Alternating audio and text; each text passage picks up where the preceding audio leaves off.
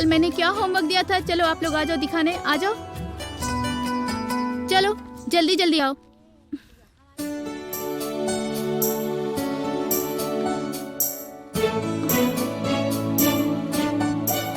लाओ जल्दी आया करो, टाइम लगाते हो। हंस रहे हो? अरे और होमवर्क क्यों नहीं किया तुमने? हाँ चलो मुर्गा बन जाओ जल्दी से।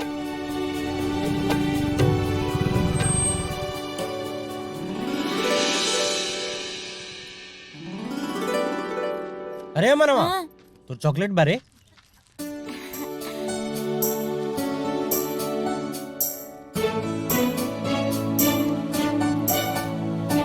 जो बेटा मन लगा के पढ़, हमार सपना के पूरा कर। चाचा हम जाना तानी रहुआ के का सपना बा। जो जो जो पढ़ो। यहाँ आओ। इतना लेट कहाँ भइल? टाइम पर काहे ना आवेला? रोज के तहर आदत हो गइल बा और हमरा लगे केहू लेट आवे हमरा के हरगिज बर्दाश्त नहीं खे। ए हाँ हमार सामान दे के जा। ना पहले हमरा खुशी के पास बिठावा।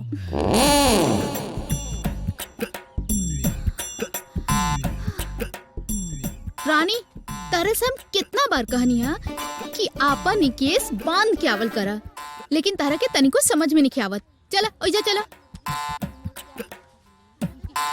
ए तू भी चला उधर, हट।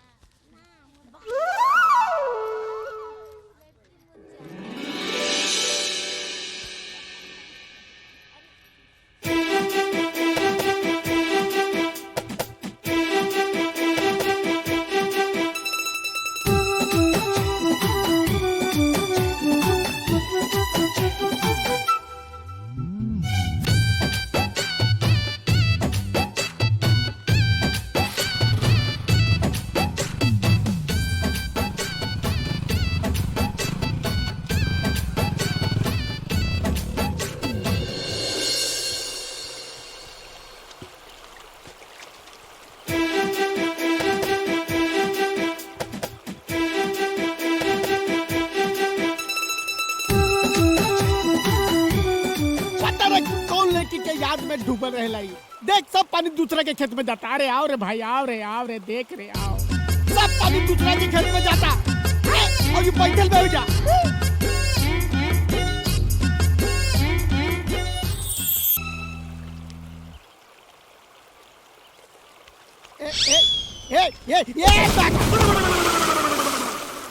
अरे हवस के पुजारी, इस तरह जवानी के जोश में जनाना बटाना में फर्क नहीं के समझ में आवा। हे भगवान, हे बजरंगबली, अब तोरे हाथ में हमारी इज्जत बचा ले। हे बजरंगबली, हे बाबू का भइल? ठीक ते बाड़े रू आए ना प्रॉब्लम अच्छे हम चुप हम ही रही। हे भगवान, हमारी इज्जत जात रहे और चुप हम ही रही। ये सब छोड़, पहले पानी दो। दूसरा के खेत में जा। और तोरा समझ में नहीं क्या बात, दूसरा के खेत में पानी जाता तो हमनी के खेत में कैसे फंसता? मत रखे। ए भाई देख हम पानी रोक देनी ना। हाँ। ये बात के उसे मत कहिए। दूर आओ। जब बात बड़ा बना बाबू तब बात दूर तक जाई। हम तोर बात बाबा के बताई। सुनता अब भोरे भोरे अब हम तो करना चाहिए। तोर कसम। हमार कसम। अच्छा किरियो खातर का हमार ना बाबा। अपन कसम। आज कसम तो दवाई नेट भागे लस्तू। एकरा से हमरा कोनो फर्क ना पड़ी। हम बाबा पर जाके नहीं। ए बाबा बाबा अबे रुक जा भाई। अबे सुनता बाबा।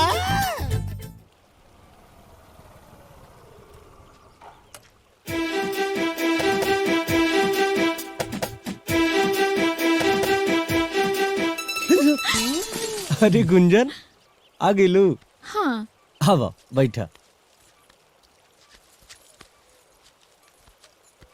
कितना इंतजार करावलू हो?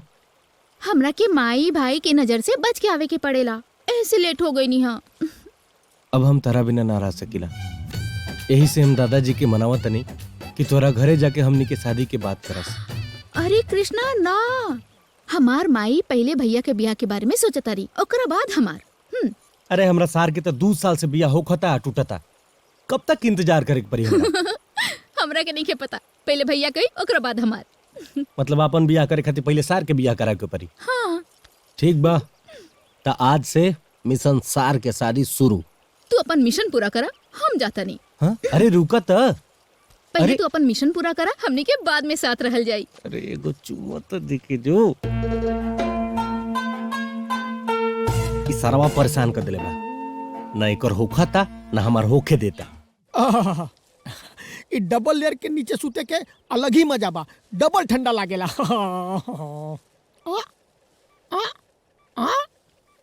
ए बाबू, हये तो उदास काहे पड़े? आय अबे तो के नीचे से कैसे लग गल कि हम उदास हैं? अरे हम दिल के नजर से देख लेनी भाई, दिल के नजर से। बताओ क्या बात बा? अरे यार वो गुंजन है ना, कहते कि जब तक ओकरे बड़का भैया के बियाह ना हुई तब तक वो हमसे बियाह ना करी। इमे टेंशन लेवे वाला का जरूरी बा? एगो लड़की खोज के ओकर बियाह करवा दे, ओकर बियाह हो जाई, तोरो बियाह हो जाई। कहत ऐसे वजह से रिश्ता पेड़े पर लटकेला। अरे भाई देख, पेड़ी पे ना लटके, मगर हमारे को बात याद आवता कि उस शंकर चाचा बाड़े ना कल चाय दुकान पे बात करत रहन कि उनकर सरबेटी के बियाह करे के बा। हाँ तो यही लगले ओकर सेटिंग करा देवे के, ओकरो बियाह हो जाई और ओकर बाद तोरो बियाह हो जाई। अच्छा हाँ? भरिया हाँ? भरी? चल भरिया। हाँ, तनी। देख एक बार ममिला सीट हो गल ना तो हमारा गुंजन के बियाह हो जाई, फिर हमार लड़का तो के चाचा चाचा कहिया। एक बात बताओ, हमरा चाचा बनावे खातिर बियाह करत रे कि अपन मेहरारू लावे खातिर? और एको बात बताओ, तोरी शादी के स्टोरी में हमर बियाह के कहीं कहानी बाकी ना? हमरो मन करेला भाई, हमरो मन करेला। अच्छा ठीक बा, हाँ। चल पहले सन करवा के लेके के उठाओ जा। उठाओ जा मतलब ओकर बियाह कराओ जा। हाँ हाँ चल चल। हाँ तो हाथ से मौका निकल गेल ना तो जिंदगी भर कुंवारे चल रह कहीं जाई। हाथ से निकल ना जाए, चल जल्दी। हमहू कुंवारे रह जाई तोरा चक्कर में। चल गाड़ी स्टार्ट कर। सुन कसो ही रिश्ता करवहीं के पड़ी, तबे हमारा आगे के रास्ता क्लियर हुई। चल भाई जल्दी।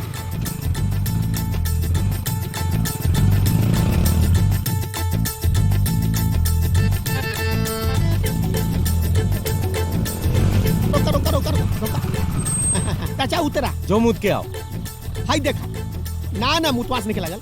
हाय देखा, हाय लइका बा चाचा, हाय लइका बा, देखा देखा आबा आबा। ये लइका इतना संस्कारी बा, इतना पढ़ल लिखल बा, कोई नशा न करेला, कुछो नशा न करेला। देखा अरे ऐसा हमारा लड़का से हम अपन लड़की के बियाह ना करब। ओ चाचा, ओ चाचा, चाचा कहाँ भागत रहा? अरे रुक तेरी बहन। बकचोनहर बाड़ी एक नंबर की। अबे रुक, अभी रुक जाए थे भाई।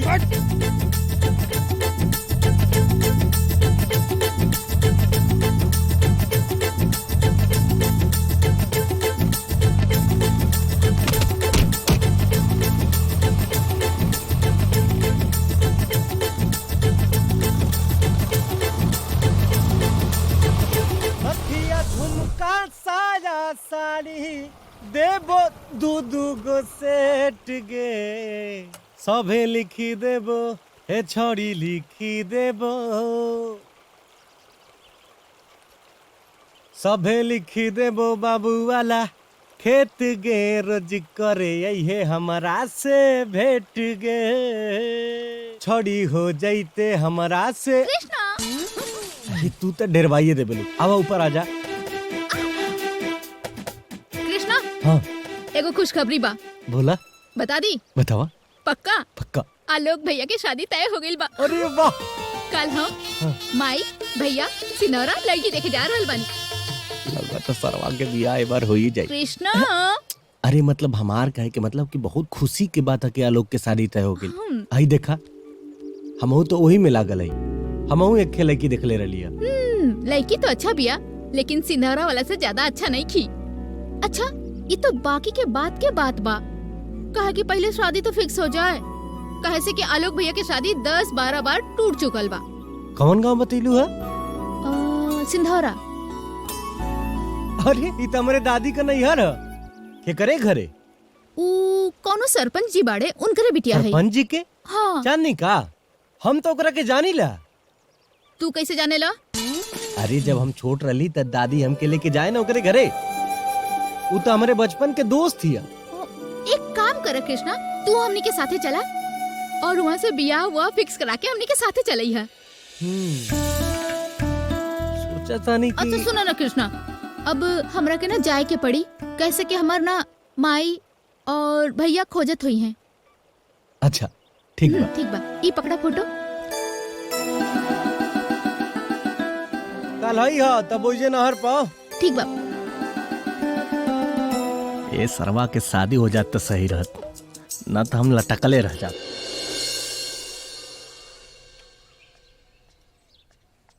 दादी ये बहुते तो डरवाइए दिले है।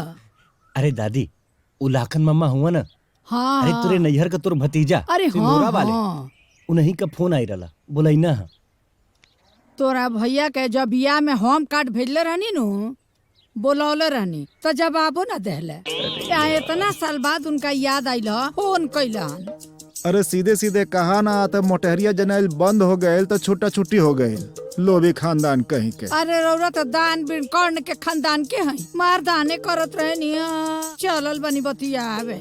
उहे कहावत बा, जे घर में रहरी के रोटी ना बाहर कोर वाला धोती, उहे कहावत बा।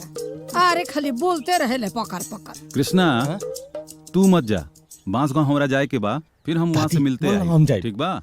सुना तू राहे दा, हमार कृष्णा चल जाई। हाँ तो हम जाई ना। जा बाबू जा। प्रणाम दादी। पहले तो मम्मा के पटा के उनके कंधा पे बंदूक रख के चलावे की हुई।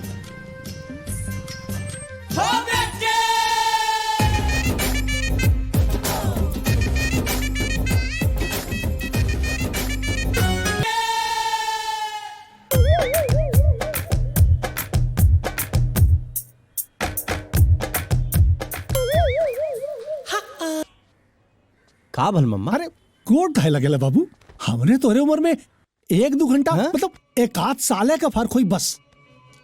हाँ बोला कैसे आना हुआ? अरे इधरे आई रही तो हम सोचली भेंट कली, नानी होनी कहाँ आई? वो सब तो गइल बाड़ा तीर्थ यात्रा पे। अच्छा छोड़ा, हम तोहरे बदे एक रिश्ता देख ले हई। ना विश्वास है? हाँ? लागत तीर निशाने पे लाग गई। लड़की तो ये लड़की हमके पसंद कैलस। हाँ।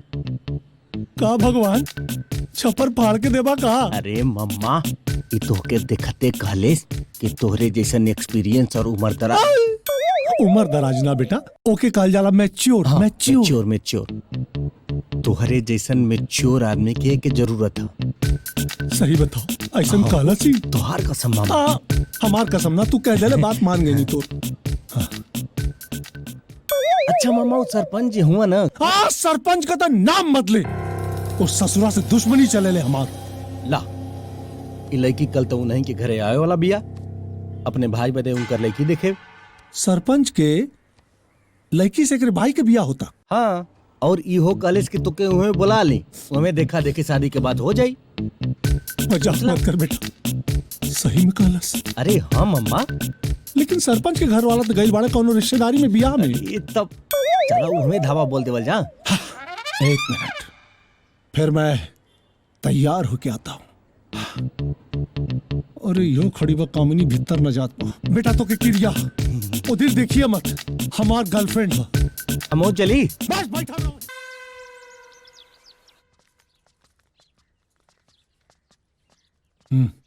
पा लगी। खुश रहा बेटा, खुश रहा। भाग यहाँ से। तू काहे हमार गोर छुएला? सरपंच जी से 2 साल बढ़ाने होकबा। बैठा लाखन बैठा। बैठा का इतना बेइज्जती के बाद हम तो बैठा गए नहीं ऑटोमेटिकली। ई लड़का के बा?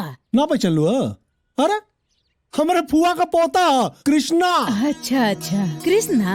हाँ, अरे इधरे आई रही काम से तो सोचली कि आप लोग से मिलत जाई, बहुत दिन हो गई रहला मिलला। अच्छा भइल बेटा तू आ गईला। चांदनी बिटिया के लड़का वाला देखे आवे वाला बा।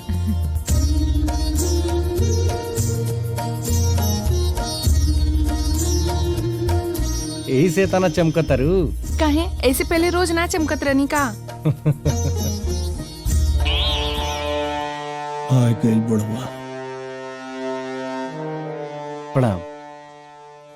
अरे ये कैसे यार? हैं? हट हट। कैसे का मतलब?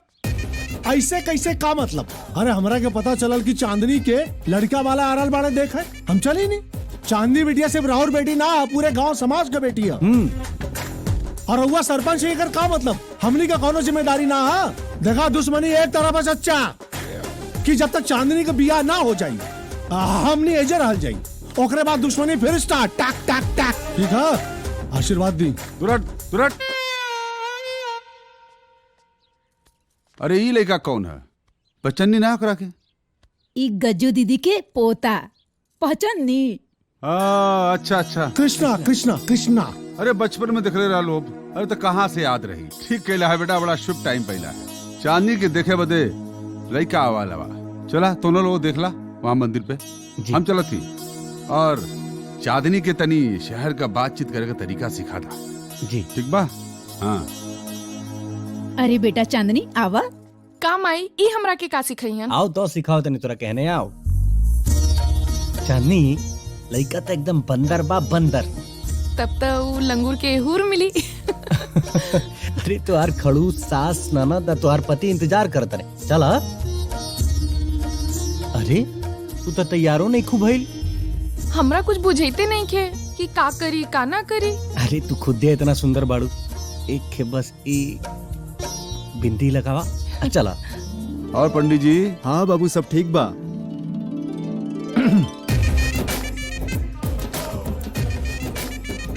बस अगर आधा घंटा में कृष्णवा ना आयल तो एकरा के तो पटाइए लेब। ऐसा हैंडसम लड़का कहाँ देखले हुई।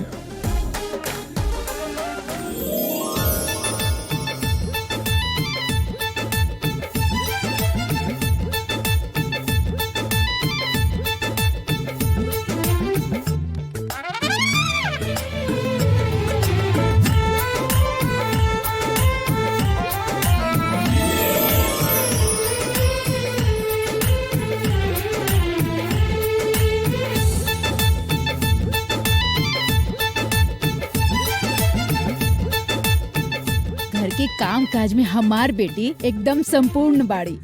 चूल्हा चौका खान पान में एक नंबर। और शाही पनीर तो इतना अच्छा बनावेली कि खाए वाला के पेट भर जाए लेकिन मन ना भरे। तहार नाम कहा बिटिया? चांदनी। नीक नाम है। हाँ। रउआ कितना पढ़ल लिखल बानी? 10+2। हमरा के शाही पनीर बना के खेबू की ना? हाँ। रंग तो नीमन बा और मुंहो कांच सुंदर बा। ये रिश्ता हमरा के पसंद बा सरपंच जी। पंडित जी। हाँ जी। एगो नीमन दिन बताई। हाँ देख के बतावता नहीं हम।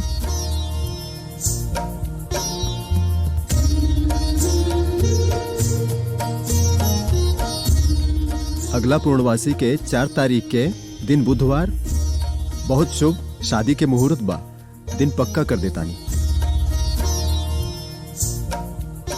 सरपंच जी ई सब तो ठीक बा, लेकिन अब काम के बाद हो जाई। चांदी के लेके जा। चलो बिटिया। हमरो मामला सेट हो गइल बा। अरे तोहरो ममिला पक्के है। बोली। आप अपन बेटी के सब कुछ देम, लेकिन हमार बेटा के गाड़ी बहुत पसंद बा। हमरा के एगो बुलेट चाहिए। देखिए हम दहेज के सख्त खिलाफ बाड़ी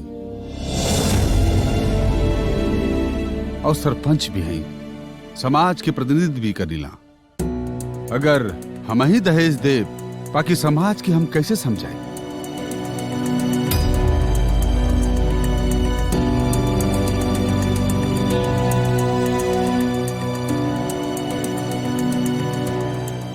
ये बुलेट के चक्कर में फिर न ममिला कपड़ा जाए। मामा दिया बुलेट। हाँ? ए बाबू कितना में आई रे बुलेटिया? 1,80,000। अरे मामा की मिर्गी आ गल। जूता सुखाओ, जूता सुखाओ। कौन मिर्गी उर्गी ना हा?